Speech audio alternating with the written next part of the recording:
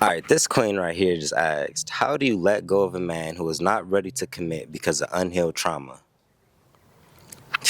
Okay, so I'm actually proud of you, very first and foremost, because you asked the question, how do I let go? Which means you've already came to the conclusion that this probably isn't something that's good for you.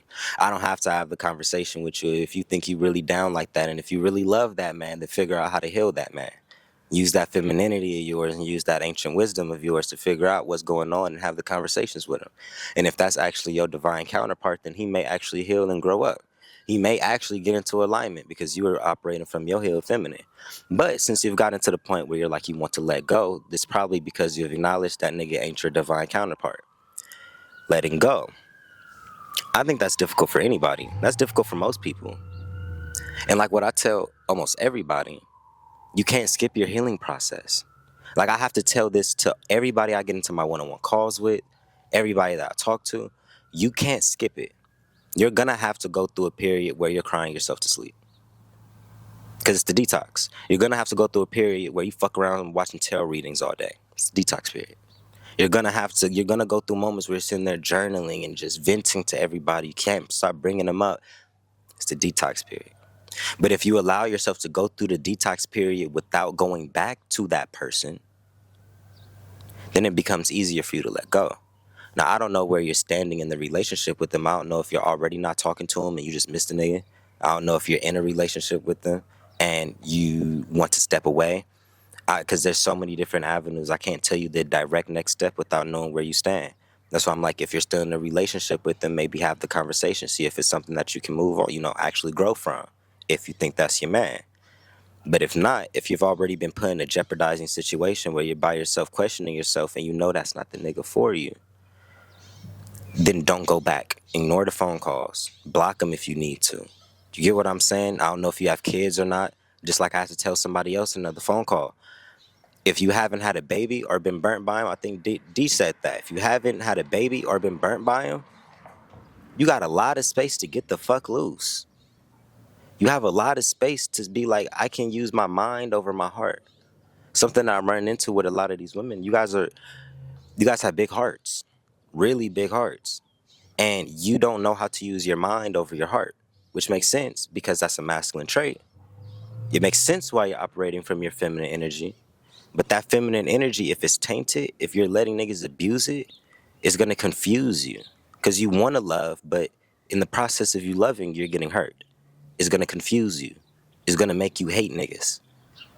It's going to make you not want to love nobody. It's going to want to make you be a city girl and go on your independent route because you don't trust nobody. That's solely because of the men you're interacting with. That's what I think. Letting go ain't easy. You can't skip that shit. But if you do have the space, distance, no contact is a real thing, and it's for a reason.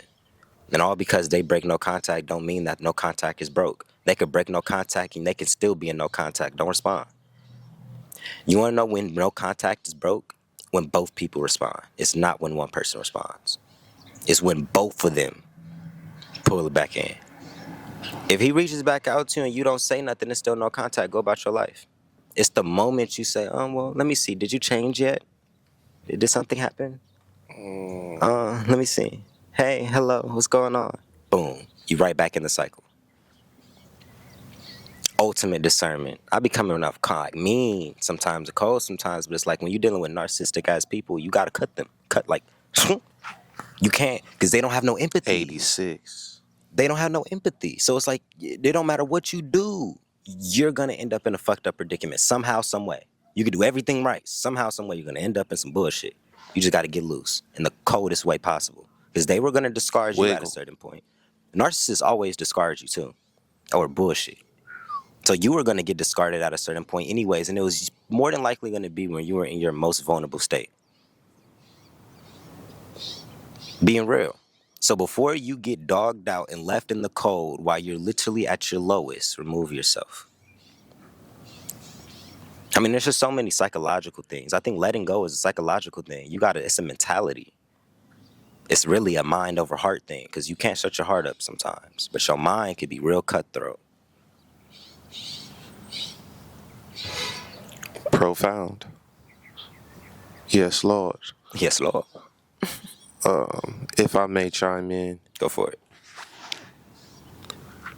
So the question is, how do I detach from a narcissist that basically somebody I know isn't good for me? I have a million questions for you, but that's neither here nor there. My first thought was block him on everything. Bitch, email. Bitch, Yahoo. The regular, do I gotta say all the platforms? Like, okay, boom.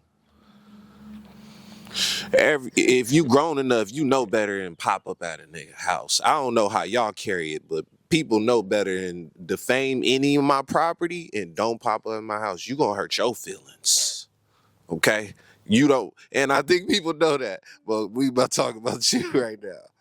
All right, so this one I'm gonna give you. I just invented this for you. Red light, yellow light, green light. Red light is a hard stop. That means everything stops today. That's along with the blocking. It ain't no pussy. We ain't talking. It ain't no silent treatment. It's a hard stop. We are done. I like It's that. like going cold turkey. Oh, I like that. Okay? Cold turkey on like any addiction or something. That might be too high of an analogy for some of y'all. But cold turkey, you feel me? It's a hard stop. Yellow light, we gonna go when you coming up to a stoplight or a yellow light. Some people run through it. Most people with common sense, they tap the pedal the brake pedal I about catch 4 his times flow. and they slow it down. This means I'm catching his you flow. give him I don't want to say you breadcrumb him, but you give him less and less in the relationship so you don't get your ass beat. I don't know if this nigga crazy. Right, that's what I'm saying. Okay, So many so these levels are to this different shit. techniques, baby. I'm giving you some high level game. Okay, this actually low level, but boom, yellow light. You feel me? This is what my ex did to me. Every time like we got an argument, it was. I'm gonna be blunt with you. It was less head. It was less affection. It was less hanging out. It was less doing my hair. It was less us spending time on her off days. It was more of her spending time with her friends, her dog, her kids, and it was less of me. So I knew the relationship was ending 2 years ago, but I was still trying to make it work because I had invested so much. I was giving 100%, but it was supposed to be temporary. See, this is what a lot of us don't get. As empaths, we feel the trauma in the other person, and it's not like, oh, I want to heal them. It's like, I want to be there for them. I don't want to be another person that abandoned them. So I get it, baby. How do I detach from a person that I know ain't good for me? I'm not trying to be temporary in your life, but you making me in your head, man, love don't exist. But in my head, it ain't like I'm living in Disneyland. It's like, no, anything's possible. Love is the highest frequency. You feel me? God frequency. If you choose that. So some people just haven't chosen it. So how do you detach from that? Besides choosing yourself, besides blocking them on everything. So that was red light, yellow light. It's slowly taking things away. And green light would be you stay where you at. Cause you do love them, That's what I right? was saying at the beginning. What type of nigga you got? What type? You feel me? So green lights, you stay with them and you find the solutions to make it work. Mm-hmm. Just like me, guess what? If I went full scent mode, I bet you I could be with whoever I wanted to be with in my past. But I never went green light. Yeah. I was always like red and in between like yellow. Mm-hmm. You feel me? Like, I'll take my presence away from you. I'll take my monetary you feel me, away from you. So it's financial, super financial literacy. No, you go ahead to Indonesia. I'm working and I'm stacking so that one day my shit could be the way you want a house. That's not financial literacy. You feel me? We're not gonna get into that. But how do you detach from somebody that you know ain't good for you? Wrap it Choose up. yourself first. He hit you right there, man. If y'all want to ask more questions, hit me on Instagram. One-on-ones down in the description. Lay y'all.